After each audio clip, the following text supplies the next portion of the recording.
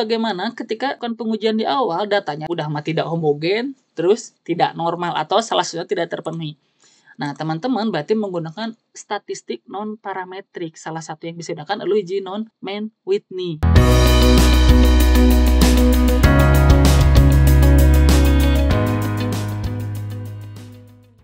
Oke, assalamualaikum warahmatullahi wabarakatuh. Balik lagi bersama saya Eri di channel saya Eri Fadillah.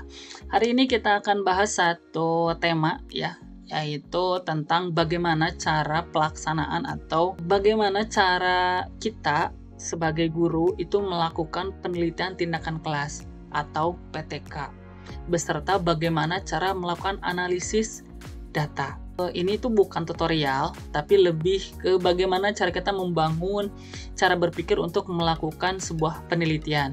Terkhusus yang akan kita highlight ini adalah penelitian tindakan kelas. Langsung aja. Itu dalam sebuah penelitian, biasanya kita akan membuat sebuah kerangka penelitian atau metode penelitian. Metodologi penelitian. Apa itu metodologi penelitian? Adalah ilmu yang kita gunakan dalam proses pelaksanaan penelitian. Nah, kita ambil satu contoh, yaitu judul penelitian adalah peningkatan kemampuan siswa SMP level 8 pada materi sejarah kemerdekaan Indonesia dengan penerapan metode project based learning. Nah, diawali dengan perumusan masalah. Nah, ini tuh bagaimana kita membangun kerangka berpikir penelitiannya dulu. Gitu. Nah, ini tuh akan sangat dinamis, jadi tidak harus urutannya perumusan masalah, studi literatur. Teman-teman mungkin bisa menambahkan elemen yang lain. Nah, misalnya kita perumusan masalah terlebih dahulu. Biasanya untuk menentukan perumusan masalah yang cukup sederhana, itu kalau di level sekolah, itu teman-teman bisa mengambil dari nilai atau hasil belajar atau performa siswa di kelas sebelumnya. Gitu. Nah, dari sana kita bisa kaji apakah ada masalah.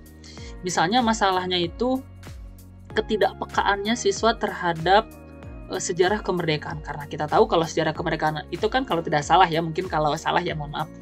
Itu dimulai dari adanya Sumpah Pemuda yang terjadi 1928, selanjutnya ada pergerakan Budi Utomo sampai ke pendirian BPPKI dan akhirnya itu di PPKI sampai terjadinya proses kemerdekaan. Nah, itu mungkin salah satu yang terjadi di kalangan siswa dan hilangnya kepekaan itu. Nah, itu bisa jadi masalah tuh.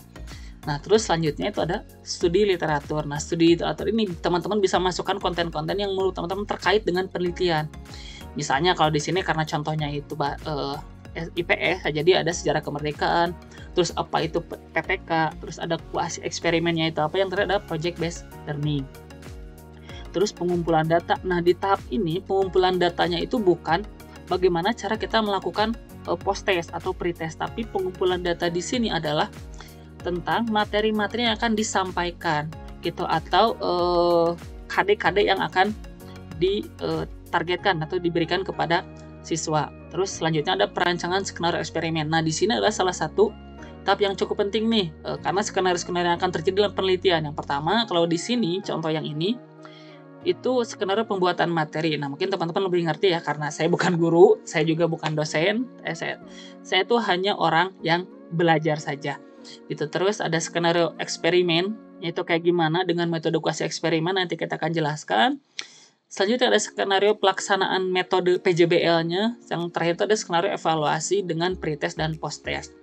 Nah, tahap selanjutnya itu adalah eksperimen. Jadi eksperimennya itu adalah bagaimana kita memberikan treatment kepada kelas eksperimen dan kelas kontrol. Gitu. Nah, kelas kontrol akan kita berikan dengan metode konvensional, yaitu dengan metode ceramah. Sedangkan kelas eksperimen kita akan berikan dengan metode PJBL. Terus selanjutnya ada analisis yang mengacu dari skenario perancangan. Yang terakhir ada menarikan kesimpulan. Nah, di tahap ini teman-teman bisa tambahkan komponen yang lain. Misalnya ketika teman-teman membuat media pembelajaran, baik itu menggunakan teknik-teknik yang cukup rumit, teman-teman bisa masukkan di tahap ini. Itu bisa di sebelum perancangan atau setelah perancangan. Teman-teman bisa membuat perancangan aplikasinya atau perancangan medianya. Misalnya itu media pembelajaran dengan menerapkan metode research and development atau misalnya itu dengan metode waterfall dan lain sebagainya. bagaimana kita mendesain kuasi eksperimen. Karena kita tahu kuasi eksperimen itu lebih cenderung membandingkan dua kelas. Gitu. Umumnya kan sederhana ya, ketika kita melakukan sebuah kajian atau sebuah penelitian, biasanya kita memberikan materi, terus kita uji materinya, kita uji dengan berbagai metode penerapan, baik itu PJBL, drill and practice, atau apapun itu, terus kita tes mereka, terus bagaimana hasil evaluasinya. Itu sederhananya.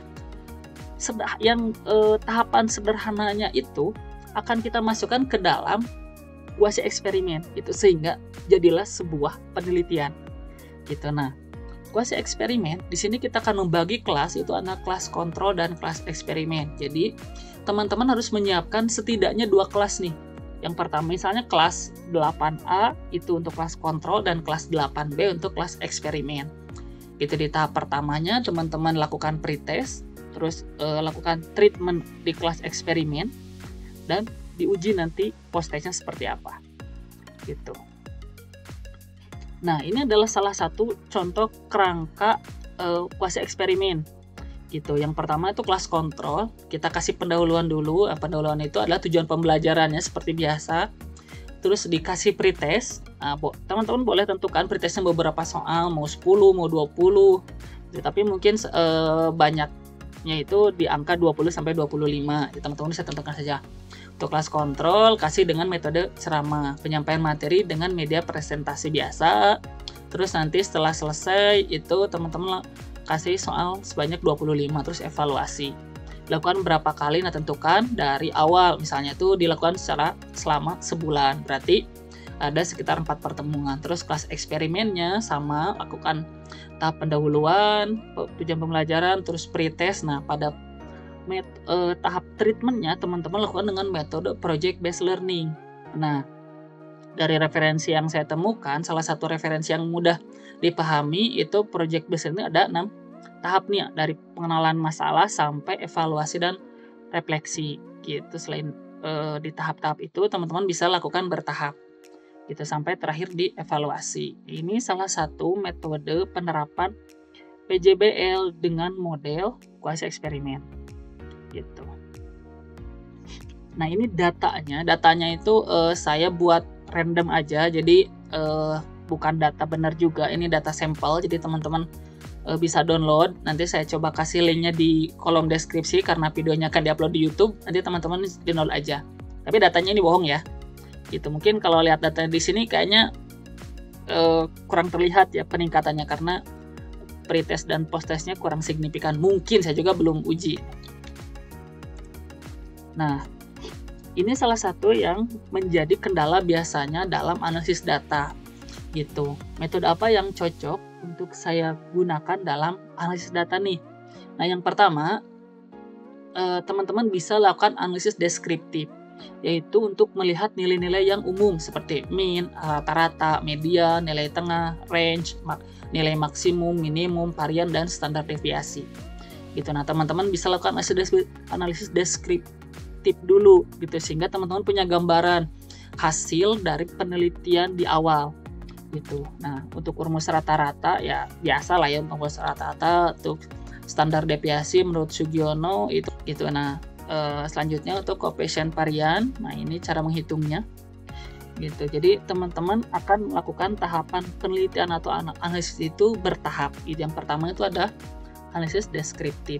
Nah, yang kedua itu ada analisis inferensial parametrik dan non-parametrik gitu. Nah, biasanya kita tuh kebingungan, penelitian saya itu harus menggunakan parametrik atau non-parametrik. Nah, untuk menentukan parametrik dan non-parametrik, teman-teman harus uji dulu. Yang pertama itu uji normalitas. Uji normalitas dilakukan untuk mengetahui apakah data yang diperoleh berasal dari populasi yang berdistribusi normal atau tidak. Nah, salah satu pendekatan yang mungkin cocok ketika datanya sedikit itu adalah Savie-Rowill. Sebenarnya banyak ya penelitian, ada Smirnov dan lain sebagainya. Nah, syaratnya adalah jika nilai signifikansinya lebih besar daripada 0,05 atau 5%, maka data berdistribusi normal. Gitu. Nah, bagaimana kita mengetahui nilai signifikansinya adalah teman-teman menggunakan rumus yang sudah ada nih ditulis. Keterangannya itu koefisiennya. A1-nya koefisien yang bergantung pada urutan data. Nah, ini kita tentukan di awal. Terus nilai X-nya atau nilai setiap siswanya itu yang terakhir adalah nilai rata-rata. Gitu. Ini untuk Shapiro-Wilk. Kenapa tidak menggunakan Smirnov atau yang lainnya? Karena Shapiro-Wilk ini setahu saya itu digunakan untuk data-data dengan jumlah populasi yang sedikit. Kadang-kadang jumlah data kita kan cuma palingnya berapa, mungkin 25 sampai 30 ya. Jadi sedikit. Nah, selanjutnya setelah kita menguji normalitas, kita lakukan uji homogenitas. Digunakan untuk mengetahui populasi data antara dua kelompok atau lebih data yang memiliki varian yang sama. Nah, syaratnya jika nilai signifikansinya lebih besar daripada 0,05, maka data dikatakan homogen. Itu jika sebaliknya maka data dikatakan tidak homogen. Nah, ini rumusnya cukup panjang. Nah, tapi kita tidak harus menghafal rumus, yang penting kita tahu tahapan analisisnya gitu. Yang pertama itu harus normalitas, terus uji homogenitas. Nah, kenapa pakainya Levene tidak menggunakan uji yang lain? Nah, sama ya, uji Levene itu digunakan ketika datanya tidak terlalu banyak juga. Gitu. Nah, teman-teman bisa mungkin cari referensi dengan pengujian-pengujian yang lain. Nah, selanjutnya yang ketiga itu adalah uji hipotesis. Itu uji hipotesis ini untuk menentukan apakah treatment yang kita berikan kepada siswa itu memiliki tingkat perbedaan yang signifikan atau enggak. Gitu. Nah, uji hipotesis ini ada dua, bisa non parametrik dan parametrik. Untuk melakukan parametrik, syaratnya adalah jika populasi berdistribusi normal dan populasinya itu homogen gitu. Nah, jika datanya homogen dan datanya normal, maka teman-teman bisa menggunakan statistik parametrik. Salah satu yang bisa digunakan adalah uji T. Ini salah satu yang cukup umum digunakan. Nah, uji T ini ada dua ya, ada spread varian dan ada fold varian. Nah, spread varian digunakan ketika nilai N-nya, N1 dan N2-nya sama. Gitu. Maka pakainya spread varian. Ketika tidak sama, teman-teman bisa menggunakan fold varian. Untuk rumusnya yang fold varian tidak saya cantumkan, teman-teman bisa cari sendiri. Nah, ketentuannya adalah jika T hitung lebih kecil atau sama dengan T tabel, maka H0 ditolak. Nah, T tabel maka H0 diterima dan H1 atau HA-nya itu ditolak. Tidak terdapat perbedaan. Berarti ketika nilai T tabelnya, T hitungnya nanti lebih kecil, itu maka treatment yang kita berikan itu tidak memiliki dampak yang signifikan. Jika sebaliknya, jika T hitungnya lebih besar daripada T tabel, jadi kalau uji T itu nanti ada tabel yang bisa teman-teman gunakan. Nah, ketika lebih besar daripada T tabel, maka H0-nya ditolak dan H1-nya diterima. H0-nya itu apa sih? Nah, H0 itu adalah kondisi awalnya.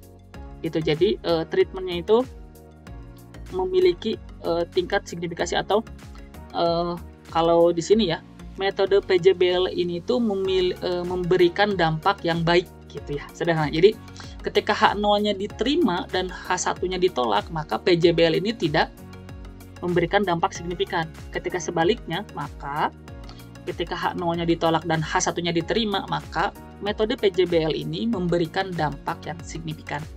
Gitu, dengan menggunakan uji T.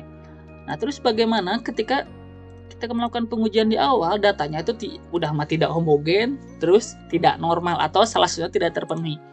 Nah, teman-teman berarti menggunakan statistik non-parametrik. Salah satu yang bisa digunakan adalah uji non-Mann-Whitney. Nah, ini ada ketentuan jika populasi tidak berdistribusi normal dan populasi homogen. Nah, ini jika U tabel, jika U hitung lebih kecil sama dengan U tabel, maka H0 ditolak atau terdapat perbedaan. Sama seperti yang tadi. Nah, teman-teman tinggal tentukan aja, tinggal cari aja nilai U hitungnya. Nanti kita akan coba menggunakan aplikasi SPSS. Nah, yang terakhir itu adalah uji gen. Nah, ini uji terakhir biasanya digunakan untuk melihat seberapa efektif treatment yang kita berikan. Rumusnya itu mudah. Tinggal G sama nilai post-test dikurangi nilai pre-test dibagi skor maksimal dikurangi pretest. Nah, jika nilai gennya lebih besar daripada 0,7, maka treatment yang kita berikan itu sangat efektif atau memiliki interpretasi yang tinggi. Gitu ya. Jadi untuk analisis datanya itu teman-teman bisa lakukan dari awalnya itu adalah analisis deskriptif dulu supaya teman-teman punya gambaran, selanjutnya uji normalitas untuk melihat datanya normal atau tidak, terus homogenitas, yang terakhir teman-teman bisa uji hipotesis setelah teman-teman tahu datanya itu homogen atau tidak homogen, normal atau tidak normal, dan yang terakhir teman-teman lakukan itu uji gen seperti itu ya. Terima kasih karena waktunya terlalu panjang. Nah, ini untuk referensi yang saya gunakan. Terima kasih, selamat bertemu lagi di video selanjutnya. Oke, mohon maaf sebelumnya untuk video analisis datanya kita akan buat di video selanjutnya. Oke, bye-bye.